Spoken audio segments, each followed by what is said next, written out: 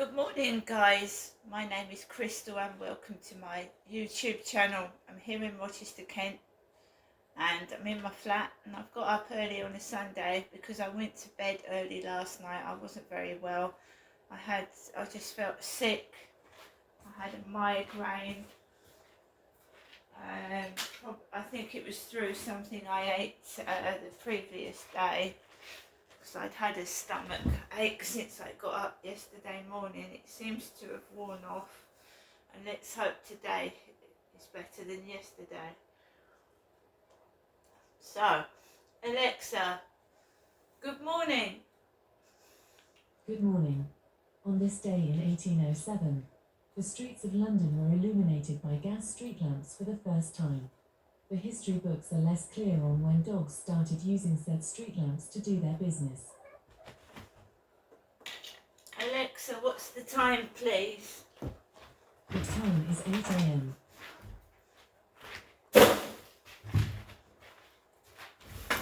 Alexa, what's the date today? Today is Sunday the 28th of January. Alexa, what's the weather like? Currently, in Rochester it's 5 degrees Celsius with mostly cloudy skies. Today, you can expect intermittent clouds, with a high of 10 degrees and a low of 5 degrees. Alexa, can you tell me a joke? How does one train hear that another one's coming? With its engineers. Alexa, whose birthday is it today? Today's famous birthdays include American Judge Amy Coney Barrett, British actor Will Poulter, American presenter Katie Nolan, American actor, director, and writer Alan Alda, and American actor Elijah Wood. Right, guys, so I said it is a Sunday morning. I don't know what's going to happen today. Every day is an open book, and a lot of it you can write yourself, but we'll see what happens. Yesterday I said I really was not very well. I managed to take Max out for a walk last night after feeling very, very sick, but I took him out because even when you're not well, it's nice to get some fresh air. I'd had an excruciating headache, but I rested for those few hours before I took Max out, and then I went out and got some fresh air. So I went out. It was a pretty bog standard walk. There was a couple walking with a big brown dog. The woman started giggling. The woman, not the bloke, the female started giggling. So I walked into the road because they were on the path of this big brown dog on a green yellowish lead. So I walked into the road around them, but near the path, not in the middle of the road. It's got milder, you see. When it's freezing cold, people don't want to go outside because it's freezing. So there were a lot of people sat on benches yesterday when I went out in the morning walking Max, and in the evening there was a fair few people about as well. And I've got a bad foot, so I'm just walking slowly. There was a chap going onto the field in the dark, but I don't go on the field anymore because I'm trying to rest my foot, and if you've got a sprained ankle and you overexert it, it's never going to heal. So I'm trying to rest my foot. I went on the field once when I came back from the doctors just to give Max a bit of a run and a bit of a play off the lead. But he's a small dog, so he doesn't need a great deal of a big walk anyway. So when I came home last night, I just was like, well, it's like when you don't feel well, tired, ill, and you just want to snuggle up and lie down, and that's exactly what I did. And fortunately, I was able to. I was actually able to, towards the end of the evening, I was able to relax on the sofa. I'd put the television on. I can't remember what I was watching now, but I went to bed with the TV on. It was like some robbery program or something, some film, like a bank heist, and I went to bed watching that. So obviously when I especially go to bed early, I get up early, because once I've had my quota of sleep, my body tells me, right, it's time to get up. So I get up. Max licked me on my ear, and made myself a cup of coffee, got dressed and prepared to get ready for today. No messages so far. My mother didn't ring. Yes, when was the last time my mum rang?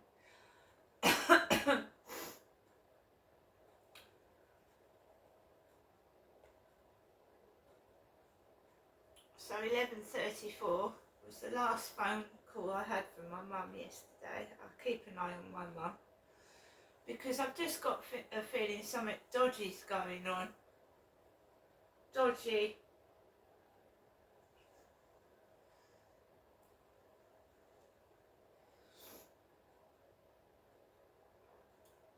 So I hope everyone has a lovely Sunday. Like I said, I just don't know what's going to happen. What I do from 1 minute to the next can be completely different. I don't know. I just cope by myself, as I always have done, and sometimes even when you're with somebody you can feel alone, whether it's in a marriage that is controlled, a relationship where one partner is telling the other one what to do. You can feel so alone and not able to tell anybody. So you can be with someone, you could be in a whole crowd of people but still feel alone, because they might all be talking to other people in a group and you're just stood there. So I'm happy by myself. I do not want that chap, however much he tries to make me feel I need somebody. I don't want company like that. That chap that had wandering hands. Another woman probably would have slapped him, or worse. He's lucky he did it to me, wasn't he?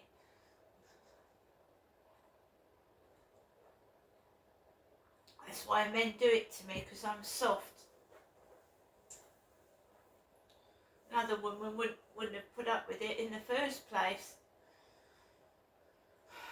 That's why I've had to put a stop to it.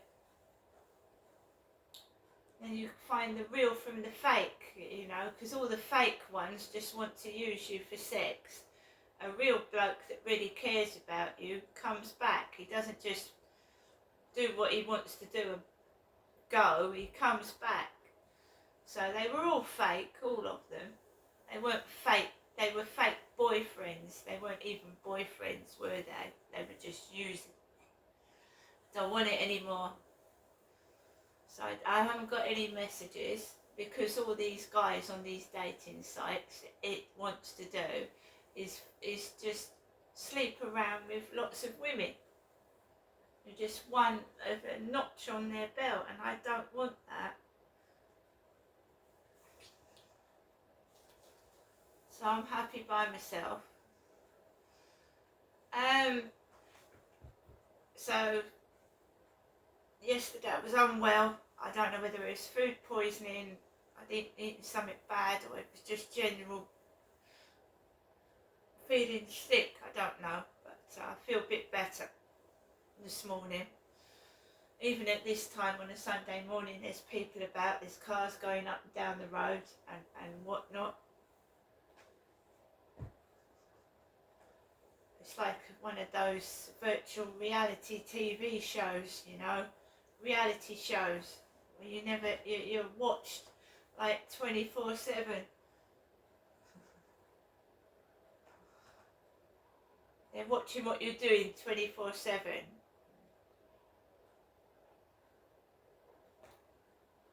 It's been going on since I came down here in 2008. Going out the front door, people coming out out of the drains in the pavement. I'm going to tell you a short story now. When I was put in a women's refuge in Gloucestershire, I was then transferred to what they called a woman's safe house. Really wasn't.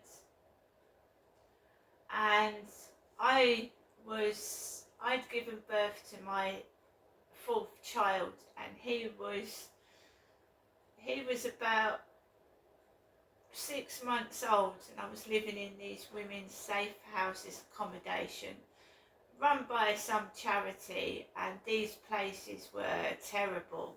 There was holes in the walls, the furniture was falling apart. Well, not the furniture, the walls and the ceilings, and the carpet was disgusting. It had stains and tears on it because they couldn't be bothered to replace the carpet after the previous woman had left with all her children. So the carpet was dirty, it was stained, and it looked like someone had slashed the carpet with a knife. The electrics were faulty. The house, in my opinion, was dangerous. So I went to shelter, and I think it was in Spa Road, Gloucestershire, or somewhere near there. So I went to shelter to get some information. And remember that my mum was diagnosed with schizophrenia, paranoid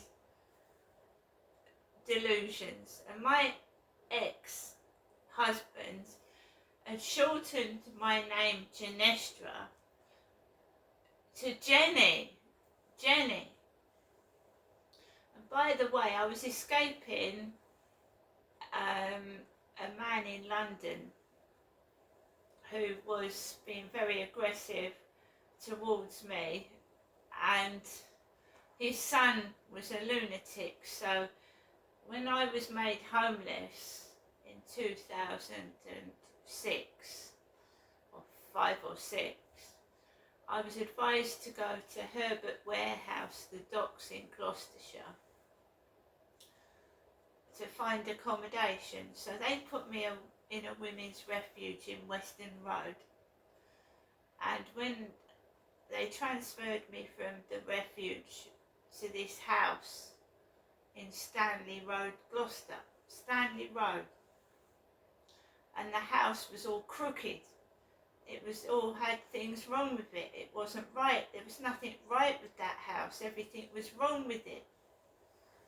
And there was wigs and bones buried in the back garden. The garden had mounds of where somebody had buried like black wigs and bones in the back garden. It was in a terrible state, and they hadn't bothered to clean it when I moved in with my baby. It's a health hazard and a mess. So I went to shelter and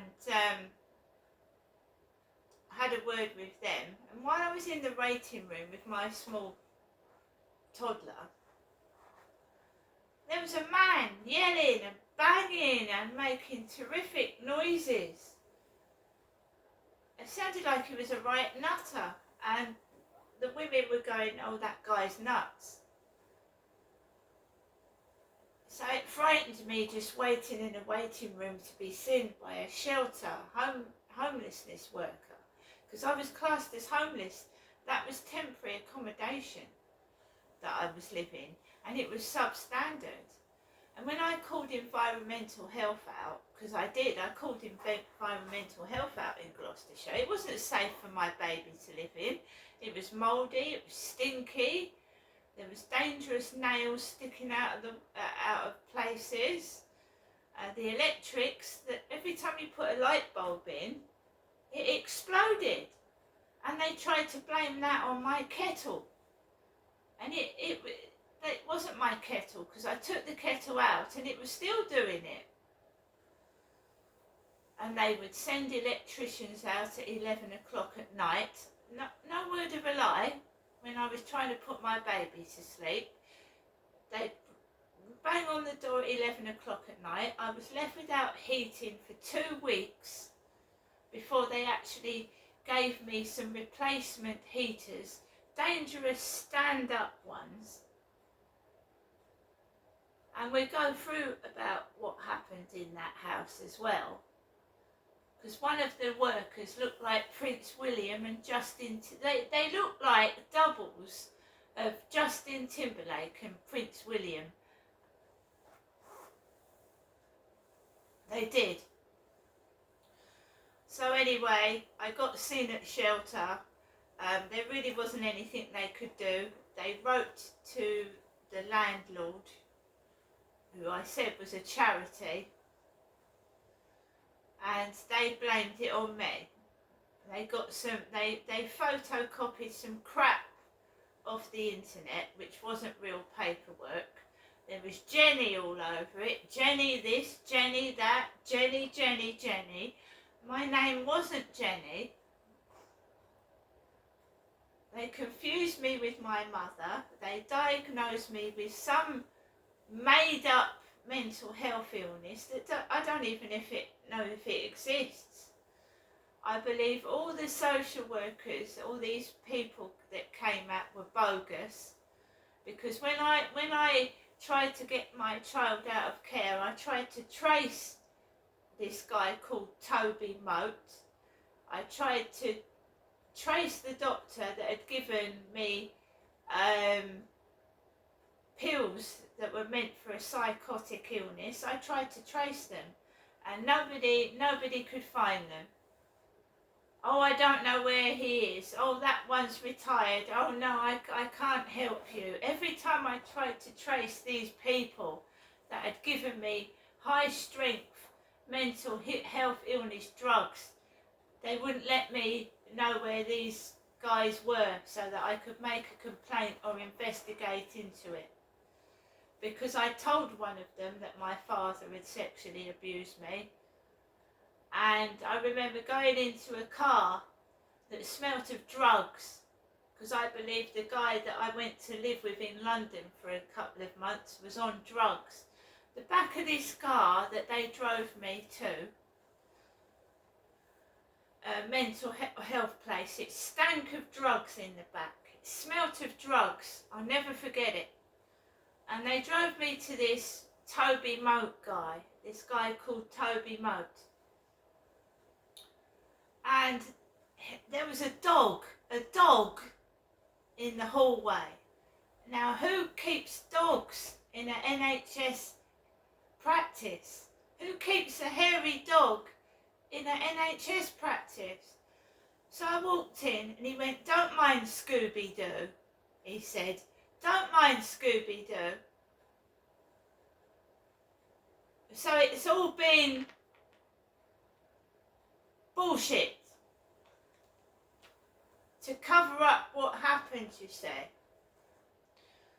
So I walked past Scooby-Doo, went into Toby Moat's office, and I just said, like, you know, I'd been to soccer, survivors of child sex abuse, in Gloucestershire before I was put in to this women's refuge. So I was going to spill the beans about my dad before I was put into this women's refuge. Soccer, survivors of childhood sex abuse, soccer, in Gloucestershire. And John was going to ring me before all this fucking bullshit happened, God knows what. John was going to ring me, and I was going to start to get therapy about being abused by my father. And this is where it starts to go, like, really bad for me, because I've actually told someone I've been sexually abused and we're going to work through it. And I didn't get to speak to John because I was almost murdered. Almost murdered. I never got to speak to John from Soka in Gloucestershire because I was almost murdered. I almost died.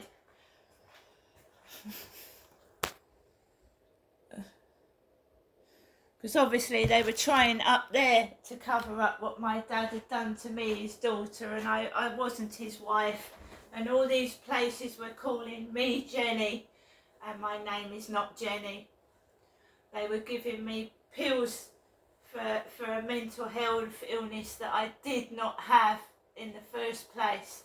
It was a conspiracy and a cover-up to cover up whatever they were involved in, drugs, whatever they were doing.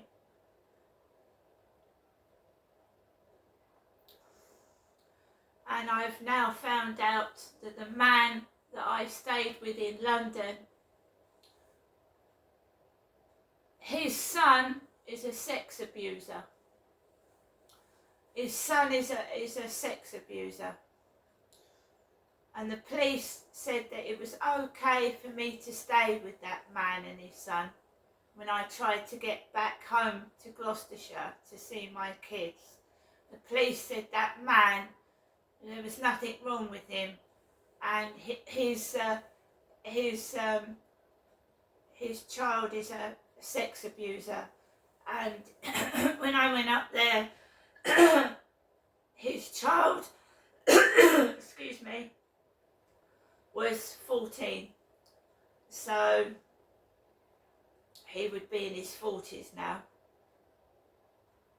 This is how long the police have let things slide. That child has grown up to be a sex abuser. So the police let me stay with a man that had a sex abuser in the family and was probably a sex offender himself. So that's how much I trust the police. You see?